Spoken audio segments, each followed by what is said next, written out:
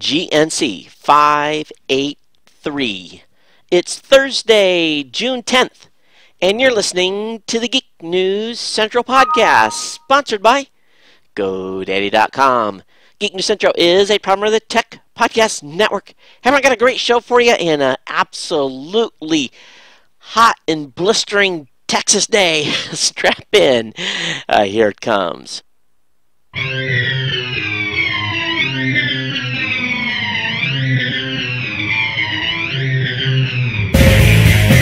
Coming to you from a dimly lit hotel room with bad Wi-Fi and not enough power outlets, here's everyone's favorite jet-lagged geek, Todd Cochran.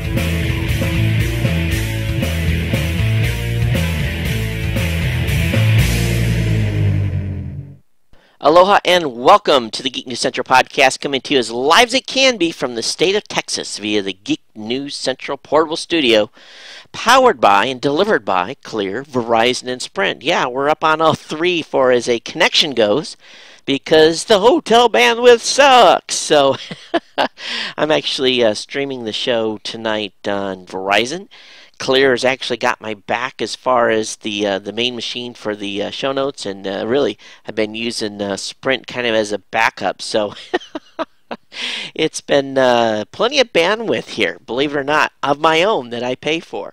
So, but the hotel bandwidth is, oh boy, two thumbs down. It doesn't get any better in hotels, that's for sure. I just think, there's just a lot of people in the hotel, and I'm sure people are using the bandwidth for, business and so forth, and it's just the way it goes. But hey, I tell you what, welcome to the Ohana. Give everyone, of course, a big warm thank you for staying subscribed and being part of the family here. It's blistering hot. I spent a great portion of today outside after it rained like cats and dogs yesterday.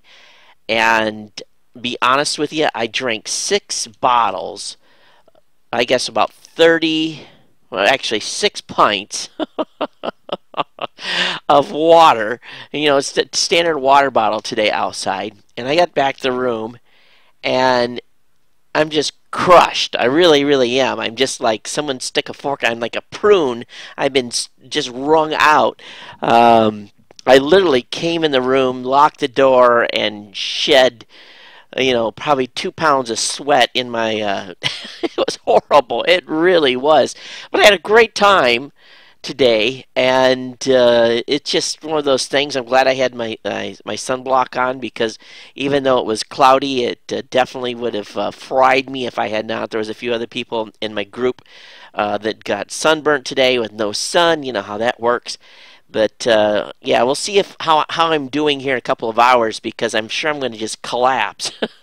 I'm drinking as much water as I can, because it's one of these days where if I don't, I'll wake up in the middle of the night with Charlie horses. It's just ridiculously how high the humidity was. But tomorrow's my last day in the state of Texas, and I think I'm going to be gone for a while. So I think this is the last trip for 2 or 3 months at least, and from that point I'm headed out to Saturday morning. I get on an airplane and fly out to Rochester, New York. I get in Saturday evening to Rochester, New York, so looking forward to going out there and spending next week. I've got a meeting with a media buyer early next week, and then along with some other business as well. So I'm pretty excited about my trip to Rochester and checking out the area, and maybe even Buffalo as well, which is within striking distance. Of course, I want to give a warm welcome to listeners from 165 countries worldwide that download and tune into the show, either via Zoom, either iTunes, or their favorite RSS podcatcher. Thanks for being subscribed and being part of the Ohana here. And if you're new to the show, I want to encourage you, of course, to sign up for our newsletter. The newsletter contains all the content that I'm going to cover tonight, including links that have been submitted by audience members like you. You can submit content to the show by just emailing me at geeknews@gmail.com, or the voicemail hotline at 619-342-7365, which did get some action the last couple of days, so I'll have some audio comments to play at the end of the show. But the more important thing, of course, is subscribe to the podcast. That way you won't miss an episode ever. And consume it on your time, on your schedule. That's the beauty of it. You don't have to watch live. You can subscribe and consume the content during times that you're able to do so in your just basically on your schedule, for a better word. Of course, we want to encourage you to watch us on Tech Podcast channel over at techpodcast.tv. Also, we're on the Roku, we're on Boxy. So if you are watching the show on either of those two, either the device or the software application through your Apple TV, I want to thank you. And hey, send us an email. I know we're getting huge, absolutely skyrocketing video numbers. I am just day by day completely blown away by the amount of new audience members that are watching the show either on a Roku or on Boxy, because I just see the numbers going. They're going straight up, and it's good. It really is, and I'm really pleased. So I'd love to hear from the Roku audience, and let us know what you think about us watching on the big set. And you can email me at geeknews@gmail.com. Highlight it, Roku comment, and love to cover you here in the show. Okay, we of course got a contest going on, the live.geeknewscentral.com design and implementation. We're going to be giving out $250 for a cool design for the live.geeknewscentral.com website that's going to replace geeknewscentral.com/live. So make sure that you get involved in that design contest, and that's going to be going on for a couple of weeks here. And of course, GoToMeeting, we're going to be giving a 3-month credit, very close to the end of the month, for someone that has never used GoToMeeting before and is trying it for the first time. We'll talk about how you can try GoToMeeting for free as well. Also, my little initiative about if you have an idea, if you have a domain name, send me your ID and domain if you're looking for a little help in getting started. And I'm going to have some monetary donations, not necessarily donations, but startup money for folks that have ideas and domains that are part of the Ohana here. And it has to be a good one, and not all. I've gotten a couple of ideas already. Come on, folks. Take some time and really think about something. Just, don't throw something out there, and do some research beforehand, because I am going to respond and definitely be a little bit critical on, what I think may or may not work, and give you some points to think about. If you can overcome my objections, then your ID and domain may turn into some cash. Hey, I want to take just a minute and talk a little bit more on a serious subject. Had the television on here in the hotel tonight when I was getting ready for the show. Had Fox or CNN or somebody turned on, and the widows of the survivors of the widows of the folks that died on the BP drilling rig, or whatever company was actually owned the rig, but the widows of those men met with the president today. And what I found very startling was a comment made by one of the widows to a reporter when she was asked if BP had contacted them in any way of expressing condolences. And at least this one widow had made the comment that there had been no contact. I stopped what I was doing. I looked at the TV. My jaw literally dropped open. And I just was appalled. I couldn't believe it. It's bad enough what's going on in the Gulf, and we all think it's a horrible situation. It's the price we pay, I guess, for loving our automobiles so much. But when I heard that this widow had not so much been contacted by the company at all, expressing condolences to the loss of her husband, it really made me think back to when my father was killed. And of course, those of you that have been listening to this show for a while know on basically the day of show number 200, my father was killed in an automobile accident where he actually was in a vehicle that got hit by a train. Now, the circumstances around that are, it is what it is. It was one of those unmarked crossings where there was no drop-down levers or anything, and so whatever it was, whoever's fault it was, because of either it just doesn't matter. The main thing was, a few days after the funeral, the railroad company actually showed up, and this guy had come in from a couple of states away. He was very cordial. He offered his condolences on behalf of the railroad, was finding out how we were doing. Was there anything that could be done? He had come, and now obviously I am sure the railroad was worried about some sort of a lawsuit. But it doesn't matter. They showed up at our house and offered condolences on behalf of the railroad. That to me took a lot of guts, for them to come. And, there was a lot of anger, of course, at that time upon what had happened. But I was, at least I was, I respected their choice to come and give their condolences. They didn't have to do that. They did. Now, why in the heck would a company like BP, who has already got this huge bad press thing going on, millions of people being affected, companies, businesses, being put out, why would they have not and went and seen the widows and offered their condolences? It's unconscionable to me. It's just absolutely unbelievable. They don't have to admit no guilt. All they have to come and say is, we're sorry about the loss of your loved one. Is there anything we can do? That is what a good company's supposed to do. Shocking to me. Shocking to me. Now, I don't know if that's the case for all of the widows, but BP just went down like 100 notches to me, even lower than what's already happened. Now, it is what it is. Hopefully they'll get this thing fixed at some point, and it's going to be one horrible long-term cleanup mess. But to not have went and seen the widows is just shocking to me. But anyway, I wanted to share that with you as just a comment of what totally blew me away today when I saw that. So anyway, it is what it is, but just completely unbelievable. Okay, what else is going on? We're pretty excited. We've just introduced a new advertiser at Raw Voice. We brought on Matrix Direct. I'll be talking about Matrix Direct on another show a little later on.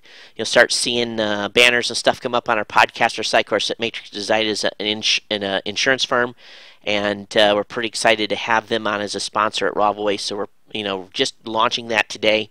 So we're real excited about that. And of course, the Blueberry relaunch has went really well. We had great response from the content creators. It's almost immediately has resulted in some new clients coming on board. And I can't go into it in detail, but we're in the process of right now of signing some very good deals with some new clients that I'm really excited about. So, I guess guys are continuing to do the things they need to do, and we're doing stuff as a company, and I'm really proud of my team at Raw Voice. And I guess I'll share with you as soon as I can what's happening, but lots of stuff on the move, and we're pretty happy about. A lot of this hard work is paying off. Hey, as far as the show goes, geeknewscentral.com/offers, check that out. And of course, if you want to be an insider, we're always looking to add to the insider role. You can do that by going over to geeknewscentral.com and be an insider. Start at $2 a month. Help out the show. Help me get on a salary replacement plan. And that basically so we can bring on some help to the show so we can add some more content and maybe more channels of content as well. So check that out at geeknewscentral.com/insider. Of course, if you're looking for Ohana gear, check out cafepress.com/Ohana store. That's where all of our official Geek News Central wear is, being run by Sam, our Ohana out of Albuquerque. So cafepress.com/Ohana store. Have you picked something out from the Ohana store? Have you bought something yet? And I actually have some orders to put in for some Ohana as well. I got to get those in. There's some stuff some folks had wanted that we owed some prizes to. Twitter, if you're using Twitter, use pound Ohana or pound GNC to search for that from time to time to talk with the Ohana or send messages in about the show.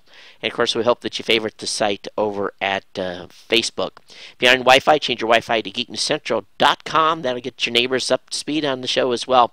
Hey, let me take care of a little business here as far as paying some bills, and then we'll get on with the regular content. And let me look at the actual clock and see where we're at with time here. We're doing good. Hey, obviously, go to meeting. If you have important business contacts, LA, New York, or even abroad, you'd like to meet with them more often, but traveling is, crazy expensive and time-consuming. Matter of fact, airfare's on its way up. I'm seeing that right now. So that's why you want to start using GoToMeeting to hold your meetings online. GoToMeeting, brought to you by Citrix, is the easiest online meeting service available. Simply set up your meetings in advance or start one on the fly. Really, everyone logs on to GoToMeeting, and now they can see your computer desktop on their computer screen. So really, it's just like meeting in person. And with GoToMeeting, you can host unlimited meetings for one flat rate. I've used GoToMeeting for years. It's great. I love it. I use it. I endorse it. My listeners can try GoToMeeting for free for 30 days. That's a month of unlimited meetings free for this special offer. GoToMeeting.com/tech podcast. That's GoToMeeting.com/tech podcast. Hey, got a couple emails on some folks that saved some money with my promo codes. And as a reminder, the clock is ticking, folks. You have about 20 days. Renew all of your .coms for the rest of the year. This month, save some money. Use my promo code COMSALE when you get to the checkout counter. .com prices go up July 1st. Don't forget. Of course, if you're looking for a shared hosting account, virtual dedicated server, a dedicated box, or if you're just looking for, some domain names, when you get to GoDaddy.com and you get to that checkout counter, just load an extra tab in your browser, come back to GeekNewsCentral.com, look at the GoDaddy link and look at all the codes and find one there that'll save you the most amount of money. Share this with your friends, family members, link to us on your blog. Post our codes when you can, Twitter them, and we'd be most appreciative. Todd will save you 10%. ComSale will get you .coms and renewals at $7.49. Geek5 will save you 15% off on orders $20 or more. Aloha will save you $20 on orders $75 or more. Todd 20 will save you 20% on a 1-year shared hosting account. Thanks for GoDaddy for being a longtime sponsor here at the show, and definitely one of our longtime sponsors here. And thanks again, GoDaddy, and of course GoToMeeting. Hey, let's get right into the tech news here. Ars Technica has an article about a iPad that has been turned into a very expensive secondary screen. It's a company called Air Display, has a new application from Avatron Software. So Air Display is a new application from Avatron Software that makes it possible to use your iPad as a secondary display for a Mac running OS 10.6.3 or later. The company's using what they call a clever dynamic compression algorithm, and the app is able to deliver acceptable performance as a secondary display for many applications. So check it out and let me know what you think. Honestly, just buy another monitor. A $600 iPad for a secondary display. Monitors are cheap. And I don't know if I'd want to use my iPad, burn up the screen doing that at all. But, each to his own. Well, AT&T, boy, they really blew it here. And matter of fact, one of our board members at Raw Voice was affected by this 3G data breach that happened a couple of days ago, or actually yesterday. The FBI is looking into this, but apparently what happened was there was a server AT&T had where all the emails, 114,000, not all of them, but 114,000 emails were essentially made available to a hacker, and it was all through, just basically a hack. Some folks at the White House, some Pentagon folks, governors, a whole list, a whole litany of people. And the FBI, of course, is looking into it. I'm sure that, having made access to federal officials probably has driven the FBI a little faster to respond than normal. AT&T apologizes, said they plugged the hole. But yet, if you got a hold of the list, you would have direct email to many of the very top CEOs in the country. I don't have a 3G iPad, so I don't have to worry about that. I'm not one of the top 500 CEOs by far either. So, but 114,000 email addresses were made available via this hack. Do not want to be the individual that would have done that, because the FBI is probably going to come knocking here. Here at the WWDC, of course, this dominated the news all week. Apple had said, hey, we have the fastest browser in the West. And some folks said, I don't know about that. So they went out and did some benchmarking. And what they found was that Safari, which benchmarked at 276, Chrome at 289, Firefox at 776, and Opera at 10.53 did pretty well on the benchmark.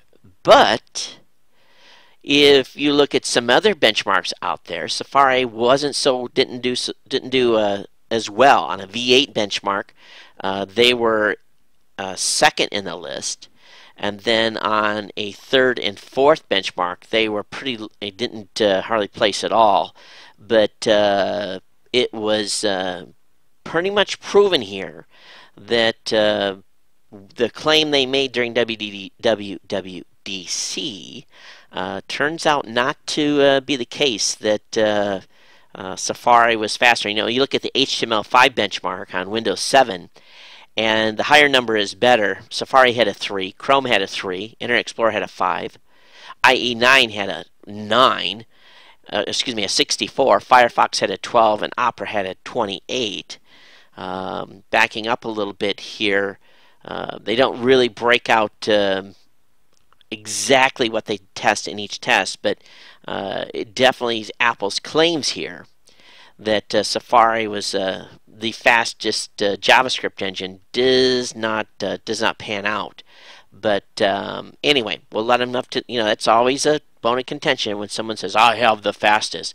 Why don't you just say, it's much easier just to say, hey, we've improved performance of it, and we think it does pretty well amongst major browsers. That's the thing to say, and then let people go figure it out themselves instead of saying, I have the fastest, and then being proven it. No, sorry, Mr. Jobs, you don't have the fastest.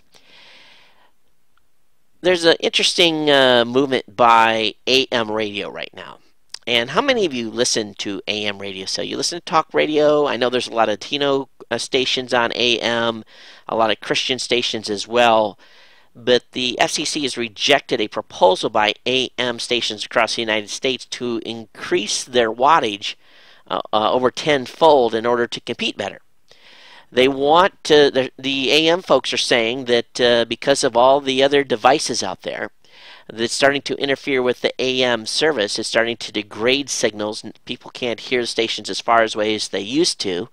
So in response to that, they said, hey, let us crank the power up. Now, the FCC has basically said, hey, if we let you increase, then you guys are going to be overriding your neighbors. In Hawaii, we don't have that problem. They can crank the babies up as much as they want, and they're not going to affect a competing station because there's nothing close. So, but there are 4,700, actually almost 5,000 stations, AM stations in the United States. And they're really wanting to increase their power levels, and the FCC is saying no, it's not going to happen. So it's an interesting response by the FCC, and the AM stations are still saying that they're in critical need of attention, or their business viability may go away. Well, I don't know about that. There is an interesting article over on the BBC talking about digital exams. Now, you guys know that when I take classes at Emory-Riddle, and that's the aeronautics college that I have attended, that I did all of my undergraduate stuff online. I didn't have to go to a class. I did everything online. I took all my tests online. And so, it's my daughter in Florida, she's doing stuff online, taking tests online. And really, online classes are much, much harder because they hold you to a much higher standard for, information. The test times are pretty short, so that, you basically can't sit there with a book and look things up. You really have to know. But they've introduced some new technology where students now are going to be able to take digital exams pretty much anywhere. Now, what I find interesting here is they say this new technology boasting anti-cheating software could soon make it a possibility for students to take tests anyplace. The technology takes a fingerprint of the student to verify they're who they say they are before access to the exam is allowed. A webcam and microphone are also switched on to detect changes in motion, such as someone entering the room, or sound, such as a phone conversation. And the device also locks down so that students cannot search the internet for answers or access their own files or notes. What if they have another computer? The University of Wales Institute in Cardiff is one of the institutions evaluating this offer to see if it would be viable for some of their students. Um, so this is kind of interesting. They've been doing online stuff forever, and really, you know how professors, what they do is the online tests are harder because they know the students are going to have the books right there. They make it almost impossible to find the answers. And I don't think the tests are as hard in classrooms just because, they know no one's going to be opening a book there. So I don't know. What do you guys think about these digital exams? I thought that was pretty common in upper education, but obviously not in K through 12. And this is obviously a university, so this is nothing new in the United States. We've been doing online stuff for a long time. So is that something that's out of the ordinary in the United Kingdom? So I'd love to hear some of our UK folks give us some feedback. Hey, over South Korea, they can't win anything at this point. South Korea rocket explodes. This is the second time they have attempted to launch a research satellite into space using a domestically developed rocket, and it blew up. And they are not real happy. It exploded 137 seconds after takeoff. And they were hoping that this launch would have been able to bring some economic benefit to Korea, and competing for some of the the multi-billion-dollar, essentially the multi-billion-dollar space lift industry. They had some Russian help, which is kind of curious because the Russians have been real good at putting rockets in space. So we'll see. We'll see what happens with Korea. But South Korea, they definitely back to the drawing board for them on the space front. If you're a Second Life fan, if you're still going, I still have property in Second Life. I haven't been there in 6 months. I still pay $15 a month for my membership. Actually, my wife asked me the other day. She said, "What is this $15 charge on our credit card?" So this is, and I'm like, "It's my Second Life membership." And she's like, "Would you go on there?" I'm like, "No." She said, "Cancel it." So Linden Labs have laid off 30% of its employees. The company is combining its engineering and product division to a single unit, among a few other structural modifications. And so they've obviously hurting for some money here.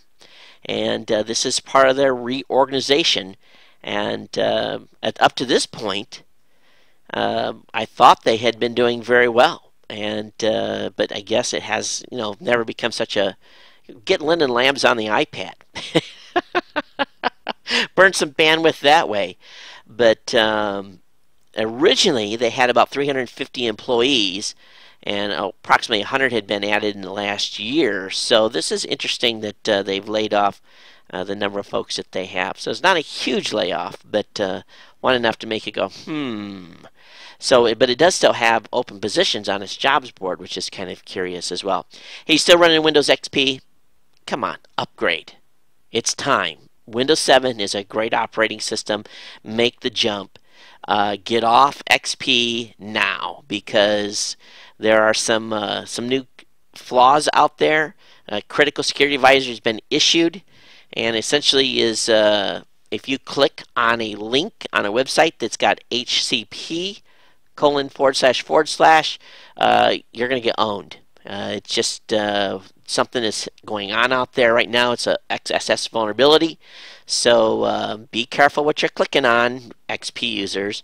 Better yet, go out there and upgrade your machine to Windows 7. Or machines are cheap right now. If you bought an XP machine, you can buy a machine that's probably 10 times better than your XP machine. It's probably 1/2 to 75% less than what you paid for that computer. Hand it, retire that thing and move on up to Windows 7. Rumor on PC World: T-Mobile may get the iPhone before Verizon. And here's an you guys are gonna laugh at me, okay? My wife calls me in a panic. She says, and here, okay, let me give you a little background. And this ties into T-Mobile. my wife calls me in panic and she says, Todd, she said, I looked at Anna's phone today and she had 700 texts. I said, 700? Since when? She said, 700 since the new billing period. And I said, I told her she only had 300 texts. And she goes, she used 700. You got to call T-Mobile. So I'm like, oh my God, here I am, the guy that's always, telling parents, make sure you don't get caught in, this issue with texting. We'd had a discussion at the house. A very, very strong worded discussion with the kids. They both knew what the limits were. They knew, but all of a sudden we're at 700 texts, right? So I called T-Mobile. And there's two phones on T-Mobile. My wife's jailbroke iPhone, and my daughter has some other phone.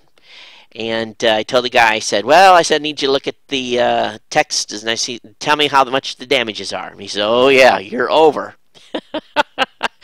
And he said, what do you want me to do? I said, well, just, upgrade me to unlimited text on both. I should have done it already anyway. I was just stupid. Go ahead and upgrade me to unlimited text on both the phones. And he said, oh, great. He says, I said, so what's my new bill going to be? He says, oh, your bill's only going to go up $5. And I was like, huh? So I said, so tell me, I was paying this much for 300 and $5 more gets me unlimited? Oh, yeah, don't worry. It's for two phones. You're on a family plan, blah, blah, blah. And so, oh, by the way, he says, congratulations for running T-Mobile on the iPhone. He says, matter of fact, you qualify for a month of free internet service by being a T-Mobile customer. So all of you out there, listen, listen, listen. If you're a T-Mobile customer and you don't have their internet service turned on with the phone, the phone you have, dial 611 on your T-Mobile phone. Ask the customer service rep, hey, can I get a free month? I heard you guys are giving free months away. But he actually gave me a free month, even though I was already paying for internet service. It's Edge, obviously. It's not super fast. But they may give you a free month. And so I was teasing the guy. I said, so when are you guys going to get T-Mobile? He says, well. He says, there's nothing official. Nothing's been said. And, we don't know anything. And so I was asking about 4G in Hawaii. And, of course, that isn't going to happen until probably, who knows? It'll probably snow before we'll snow in Hawaii. Actually, snow in Oahu. Let me use that as a better definition because it does snow in some places in Hawaii. I said it'll probably snow in, I'm thinking to myself, snow in Oahu before we get 4G. But this PC Magazine article says T-Mobile might get iPhone before Verizon. Huh. Apparently, an analyst with Kaufman Brothers, whoever they are, put out a report Thursday. Said his discussions with industry and supply chain sources indicate that a non-AT&T phone is becoming closer to reality. It could happen as early as this fall or by the first half of 2011. He thinks that this, through whatever research and information he was able to obtain, that T-Mobile would be the next carrier. T-Mobile has great plans. I'll be honest with you. The only reason I'm on AT&T with my iPhones because I have to be. Obviously, my wife has got on a 3G phone, so I thought this was kind of an interesting article. Now, T-Mobile's always, if some of you poo-poo T-Mobile, they got the best rate plans of anybody. They really do. Their family plans are unbelievable price-wise. And we've never had problem with getting service no matter where we're at with them. And but anyway, I thought you guys would get a kick out of me almost getting, thank God it wasn't 6,000 text messages. But there will be a discussion in the Cochran household when I get home about how a young lady knew her limit was 300 and busted the limit that Dad had put in. And the thing is, I told them, if you start texting a lot, tell me, and I'll just up it. I was just being a cheapskate, not wanting to pay the extra money when they weren't yet texting too much. But she's almost 14, so, I guess it's to be expected. So next thing I'm going to be asking is, 600? Why that many? Who are you texting? 600 text messages. It's incoming and outgoing. So I'll do look at that ratio, and we'll have a little bit of a discussion about, proper texting, and I guess probably it won't help. It's just the way kids are these days. So enough on that. Hey, there's a report over on Apple Insider talking about a shattered iPhone 4, which has been photographed to challenge Apple's durability claims. A third-party solution provider catering to customers of Apple's mobile devices claimed to have recently acquired an authentic iPhone 4 enclosure whose glass panel failed to withstand a fall from just a few feet. Now, here's the question. Here's the concern. As you guys know, on the current iPhones, the glass is, if you feel the ridge, the glass is just a little bit under the case. It's not very much. But the new iPhone 4, the glass sets above the actual case. I could see where this is going to be big trouble. But if this picture is valid, Apple may have a big challenge on their hands with these new phones being dropped. Buy a case for it. That's probably going to be your best bet. All right, here's something that I want you to think about a little bit. And this is really hit home by the folks over at PC World. Here's the headline. $1 billion fine for LimeWire. $75 million for British Petroleum's oil spill. $1 billion fine for LimeWire and a $75 million fine for BP. I don't think I have to really say anything more, do I? Wow. Interesting. What's wrong with this picture? That's something that sets you back. They're going to pay more, but that's all they're technically liable for by law. Adobe goes to Flash 10.1 forgoes security fix for version 10, so just go ahead and upgrade. The critical day fix that we talked about, the critical 0-day security flaw that we talked about on the last show in Flash 10 was basically they fast-tracked a release to 10.1 today. So you're going to have basically update with the security fix. Adobe 10.1 boasts a much anticipated H.264 hardware acceleration, except for those of you on Linux and Mac operating systems. Those of you on Windows will get it, but the hardware acceleration is not supported under Linux, and it currently lacks a developed standard API that supports H.264 hardware video encoding, but those of you on Windows will get the benefit of this, so make sure you update to version 10.1 today to bypass that security issue that's out there. Hey, the Japanese, congratulations, their space agency has successfully unfurled a solar sail in space for the first time. As you guys know, solar sails offer the best hope for deep space exploration. They eliminate the need to carry fuel, and the Japanese spacecraft Ikaros created a centripetal force by spinning, and it allowed it to launch the 0.0003-inch thick sail. And it says while deploying is a challenge in zero gravity environment, they've successfully deployed this. So we'll see what happens here. I don't know where they're going to send this. Hopefully they send it outbound and see how fast it can go. More on that later as the information comes out on it. Hey, we talked about in the last show about Department of Homeland Security saying that they can basically tape laptops and keep them for as long as they want. But seen as reporting, a federal judge has rebuked DHS and saying that DHS cannot hold computers for indefinite searching, and so this is interesting.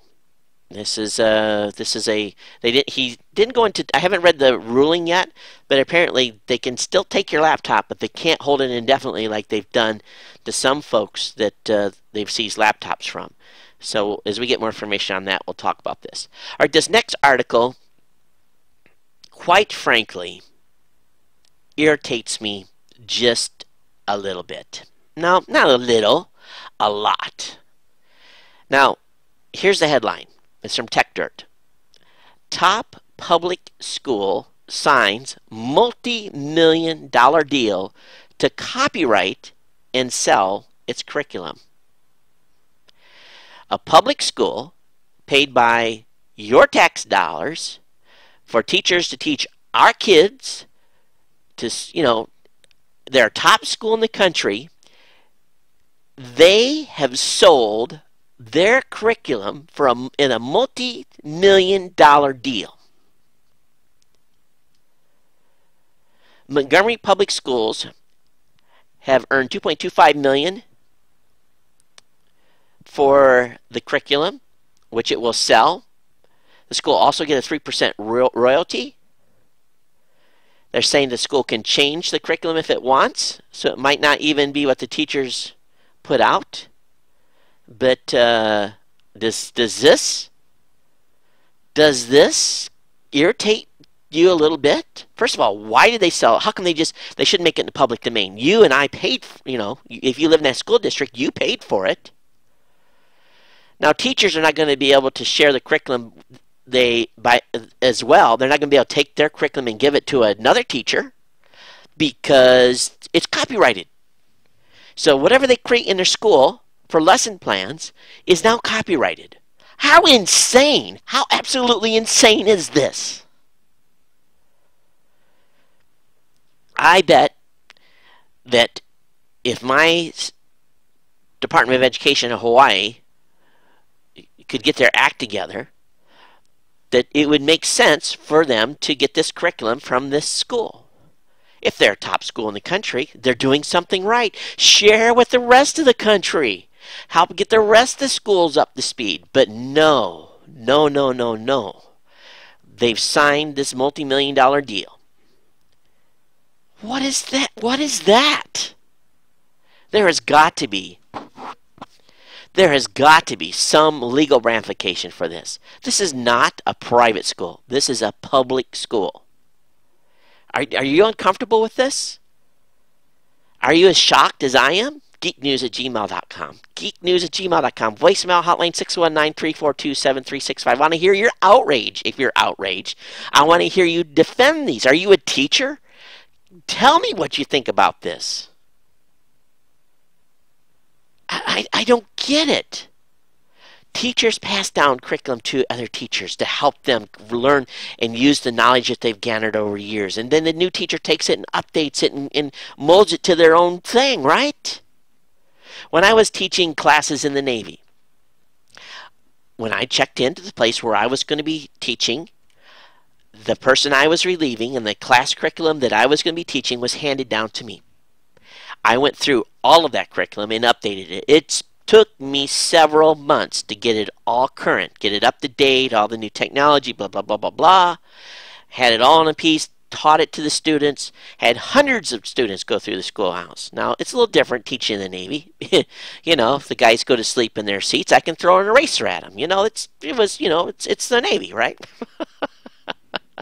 Make them get up and do push-ups or something. But when I left that command, I took the curriculum that I had and I handed it off to the person that was replacing me, and he went through and updated it and got it into whatever I had and updated. It wasn't copyrighted. I can't imagine having come into a classroom cold and had to start building a curriculum from scratch. It'd have been tough. It really would have. Now, a little more on the copyright scene. A judge in the U.S. Copyright Group case seems skeptical of lumping lawsuits into one. Following the filing from the EFF, Public Citizen, and ACL questioning U.S. Copyrights Group. Remember, U.S. Copyright Group is a company called a law firm called Dunlap, Group and Weaver. So don't think this is a government thing. U.S. Copyright Groups, who is really a law firm, Dunlap, Grubb, and Weaver. Of course, the EFF, Public Citizen, and ACLU questioning these bulk lawsuits. The judge in this is skeptical of their strategy. She's demanding that this group or this law firm explain in writing why she shouldn't throw out all but one of the Joe defendants for misjoinder. Now, misjoinder is basically, they're only supposed to submit one at a time. Now, considering that this group has been making the argument that ISPs who don't hand over the names of the accused are guilty of inducing infringement, so this is going to be amazing to see what they respond to this. But this is beautiful, that this judge has basically stood up to this group and said, hey, I don't think this is right. You want to file 2,000 lawsuits, you file them one at a time, not as a bulk. So we'll see where this goes. No telling how she'll rule on it. Now, while on the roll of copyright, good friends up north here in Canada. Your most favorite organization, the IFPI, is complaining that your new copyright bill is not draconian enough. The IFPI is complaining that Canada's new copyright bill does not go far enough in protecting its obsolete business model. In quote here, the publishing of this bill is only the beginning of a process, and some of its provisions must be amended in order to bring Canada in line with its international treaty obligations as well as evolving international norms. As it is, it simply does not go far enough to protect creators and producers in the digital environment. Now, we all know that Canada already has some very draconian copyright issues, and they got the blank media tax. I guess they consider all you guys criminals up there if you buy a CD to copy something onto. So, you definitely pay a tax just to buy the media. But these organizations, it's got to stop. Now, I'm going to have to laugh on this one. Anyone that is in their right mind is not a fan of the Taliban. But the Taliban webmaster has announced on his website, according to Wired magazine, that says that the website's been hacked. And he warns that the group's main site has been infiltrated. This is where hackers should spend their time, infiltrating and taking down these kinds of sites. Warns they have been infiltrated. Leave it to a Marine. Marines are like, knock doors down, secure bridges, protect bases. Marines, God bless the Marines. Because when there needs to be a tough job done, you call the Marines. So anyway, one of the most famous technologists in the Marine Corps has a solution for the Gulf oil spill. He says, in Marine style, blow the crap out of it with the mother of all bombs. In other words, bring in the Moab. He says, encase the Moab in a pressurized vessel, fill it with he talks about all this stuff that make this thing really go boom, and then hover it over the oil spill and touch her off.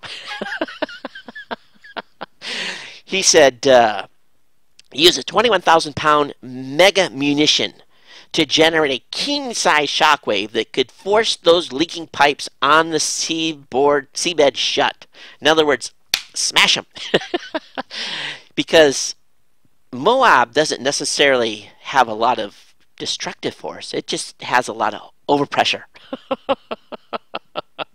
And he says, either one, and he was talking about he's talked about daisy cutters that was used in the Vietnam era. He says, either one can be enclosed in a simple pressure shell that is augmented with several tons of liquid oxygen canisters and lowered to just a few meters above the leaking wellhead. An oxygen-enhanced Moab or daisy cutter detonated at a water depth of 5,000 feet will indeed have an interesting effect on all well-related plumbing and equipment that is above it and slightly below the seafloor. The exploding Moab or daisy cutter would have an incredible implosive sealing effect on oil plumbing within the immediate vicinity of the detonation. Leave it to the Marines. I'm telling you, the Marines, it's all about maximum impact. Oh, I love it. I really, really do. All right, Japanese asteroid probe returning to Earth. A Japanese spacecraft that obviously had some technical difficulties after it approached an asteroid is now returning. It's on its final approach and will enter in the over Australia. Okay. Does that mean it's going to land in Australia? It was designed to land in the Woomera Range in Australia. So those of you in Australia, keep your eyes out on June 13th. You might have a little bit of a light show. I have no idea where Woomera is. It must be out in the middle of nowhere. But they're going to drop this thing in and hopefully be able to get some of the samples out of the thing that it collected in the in its asteroid mission. Hey, Google had a short-lived thing today. They had background images. They kind of allowed you to have your site, their site look like Bing. But just after a few hours, they've taken them down. You still can add a custom background if you really want to. There is a little bit of a link still available, but they disabled most of the main features of it. If you're using Safari, hey, I've got 25 Safari extensions you can install now. And this is some new stuff for those of you using Safari. I didn't know that there was a lot of extensions for it, so I have those linked up in the show notes. Hey, if you guys notice Scoble's new logo? Looks kind of familiar, but backwards. Hey, Scoble, where'd you get the idea for the? Well, I know where I got my idea for my logo. Don't worry. Copying other people's great ideas is a great way to design a logo. Anyway, Scoble has an article up about the Twitter death sentence. And don't ever mention on Twitter that you're thinking about selling your Twitter account. You'll get shut down. And it talks about a story of a buddy of his that just about got shut down for that very reason. Those of you that like to watch Dignation, Kevin Rose is going to be leaving Dignation at the end of the year. Of course, Dignation is one of the popular shows over at Revision 3. And Revision 3 is saying they're going to try to keep Kevin through 2011, but as of right now, he's gone at the end of 2010. So we'll see what happens with this, but it may have to do with Kevin being the CEO of Twitter, being the CEO of Dig, and he may be too busy. But this is according to the folks over at TechCrunch. Okay, got a number of wow, we're doing good on time. So all right. Oh, okay. Did you guys lose the feed, or am I up? Oh, that's weird. Am I online? Oh, that sucks. Am I up? Yeah, I may have went offline here. Maybe don't think that's not good. Okay, let's go ahead and get into the audio content, irregardless. And as always, you can leave comments on the show at geeknews@gmail.com. Voicemail hotline is 619-342-7365. Let's go ahead and play the first voicemail here, and here we go. Hi, Todd. Joey in Atlanta. Just calling. You sounded a little disappointed on the last show that not too many people commented on your AT&T rant. I have to say I absolutely agree with you. It got so bad with AT&T not being able to even make a phone call that we went ahead and paid to cancel our contracts, and in turn got rid of our iPhones. Ended up on Verizon, have the HTC Incredible with Android, and I'm loving it. It's doing everything that I wanted my iPhone to do, including being able to download podcasts directly and update automatically on my phone without having to sync to iTunes, so I don't have to worry about getting on the computer to get your next show. The app I use is called BeyondPod, so your listeners may be interested in that if they haven't found it yet. Looking forward to the next show. Thanks for all you do. Bye-bye. Hey, thanks for the call and thanks for the feedback. I definitely appreciate it. I know that it's a lot of people are not happy with what's been happening with the folks over there at Apple and AT&T. Excuse me. I don't know. I guess we'll see what happens here with them, but they haven't gotten a lot of positive press out of this deal, and it's only time will tell on how that all works out. So. Anyway, thanks for the comments. I'm glad you're liking your new phone, and keep me advised on how that goes as well. All right, here comes the next voicemail message. Hey, Todd, this is Scott from Texas, long-time listener, second-time caller. I just had I just wanted to vent a little. I was working on a computer the other day. It was a friend's computer, and I was just cleaning up, doing some, some upgrades and whatnot. And I just come up with a little story I wanted to share with you. He had Internet Explorer as the default browser and Bing as the default search engine. And let me go ahead and say that I love Google Chrome. I know you're already using it, but for the listeners who haven't tried Google Chrome yet, give it a shot. It is awesome. So anyway, I go to Internet Explorer to Bing, and my search query was download Google Chrome. And, of course, I never used Bing, and because of this, I will never use Bing again. Would you believe that on the first page of results, there was not a link to download Google Chrome? I believe this goes against, web neutrality. I didn't ask for, a web browser. I asked for a very specific thing, and I think that any decent search engine should have gotten me there. Thanks for listening. That's just my opinion on Bing. Thanks for the show, Todd. Have a good one. Wow. Yeah, that would kind of make you go, wouldn't it? You would expect that to come right up in the first set of search results, but obviously it did not. But yeah, it would definitely discourage anyone from using that search engine for sure. Hey, thanks for the feedback and thanks for calling. I definitely appreciate your comments as well. Hey, let me go ahead and play the last voicemail here, and then we'll get into the email comments. Hey Todd, Tom Wiles here, aka Trucker Tom. I'm listening to your latest podcast, and you're talking about HP announcing that people will be able to, with their future printers, give the printer an email address, and you're talking about how great it would be to email documents and what have you to the printer. Now, the problem that just kind of popped into my head immediately when you started talking about that, what about spam? What about spam? Because, how hard would it be to figure out what the printer's email address was, and people start spamming the, email addresses do get spammed. And, of course, there are ways of trying to mitigate the spam, but I could see that happening. It's kind of like the way there's fax spam. Fax spam, I guess, probably still occurs, where people collect a large number of fax numbers, and then they fax their flyers, and they make the people pay for the paper. So that's one problem that I see with the idea of having a printer with an email address. Quickly on another front, ordered an HTC Evo, have yet to receive it from Sprint. Looking forward to it. I've read through the PDF user's manual. Very cool device. Can't wait to get my hands on it. Keep up the great work, and we'll catch you later.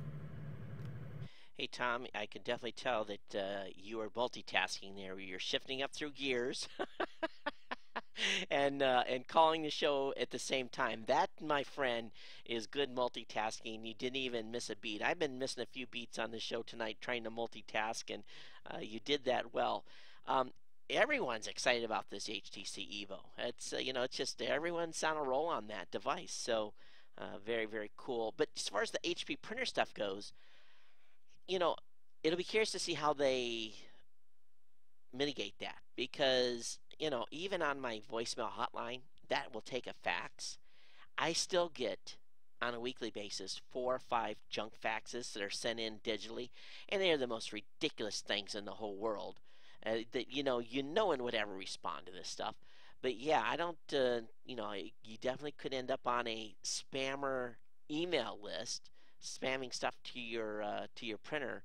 So they're going to have to come up with a way to mitigate that, and hopefully some sort of a password. I don't know. I guess we'll have to see how it's implemented. But I still think it's pretty cool. It's not something that's not an email address I would share. But if someone got a hold of it, you would hope that you'd have the ability to at least be able to change the email address if you needed to. So, well, we'll see. We'll see what happens on that. Thanks for the call from everyone tonight. What was going on during voicemails is I was getting the Ustream stream back online. My hotel connection must have gave up the ghost, but I was multitasking getting it up. I don't know if I missed some audio overlay because I have to switch a switch here on this system in order to get all audios to all tracks. So I may have been moving my lips, and people may not have been able to hear me for a minute or so, or maybe there's a blank spot on the Adobe Audition recording. Who knows? But thanks for the call-ins, everyone. And it is greatly appreciated. It's nice to hear some listener feedback as well. If you have feedback on the show, 619-342-7365. That's a 24-hour, 7-day-a-week phone-in call-in line where you can leave your comments about the show, and we encourage you to use that. Let me go ahead and load the email comments up here real quick. And I got an email, number of emails from Trucker Tom, as well as along with the voicemail he just sent in. He sent me a link to the mini flying robot drones that was being demoed. And so this is pretty cool. You know, I've seen these type of devices fly at CES, but this is pretty cool because they are doing a little bit different technology. It's a 4-drone takeoff under their own power and exchange information using infrared. It is pretty slick, and I think once you guys see the video on this, you're going to be like, whoa, it's good stuff. So thanks for that one. Good find, Tom. This is definitely a little different twist than what I initially saw. Of course, he did send me a link as well to the AT&T security breach. I covered that already early in the show. Thanks for that. Got an email here from Chris. Chris, are you like ex-Air Force or something? You know, you could have sent me a image of at least a FA-18 that would have been patrolling the skies during the Atlantis launch. But, you know, you had to send me over, you know, a picture with the F-15, or was it F-16? I don't know. I don't pay too much attention to Air Force airplanes. No, it is a cool picture. Chris, thanks for sending me that. Just had to josh you a little bit, but it's an article up on discoverymagazine.com. I'll have the link up in the show notes for you. Hey, that's it. That's it on email comments. That's it on voicemail. And thanks everybody for calling in here. And thanks for being part of the family, for being part of the HANA. A little bit of a shorter show, but be honest with you, as I told you earlier, I'm wiped. Day out in the hot Texas sun with humidity that is borderline ridiculous. I forget on how hot and humid Texas gets. It's we'll see how it is in Rochester next week. Who knows what's going to be there? But did have a little bit of a lightning storm here, so I got to watch that. So that was cool. You guys know my fascination with lightning storms since we don't get them in Hawaii very often. But hope everyone's having a great week. Hope you're enjoying your summer, and make sure you tell your friends and neighbors about the show. Tell your friends and neighbors about the sponsors. That helps the show, because the summer months is always the months where we see a little dip. My goal is to keep the show up in the top rankings June, July, and August, and keep growing the audience as we have earlier this year. So don't tune out just because it's summer. You know, listen to me when you're mowing the yard. That's a great way to get distracted and run over the wife's rose garden or something. But hey, feel free to listen to the show when you're out there doing stuff on the roll and enjoying the summer months. But everyone, take care. We'll see you on Monday night from the East Coast. So I'm going to be probably coming up at 8 p.m. Eastern Standard Time on Ustream. We'll see what the bandwidth situation is in Rochester. I'm not thinking it's going to be much better than it is here in Texas at this point, but only time will tell. So we'll see you from New York next week, and look forward to the meetup that's going to be happening a week from Friday. And we're going to be meeting Sal and some of the other Ohana that's going to be coming in from Buffalo. So it'll be an exciting week, and I look forward to going out to a new area and exploring around. So that's it. Everyone take care. Have a great week. And until next time, aloha.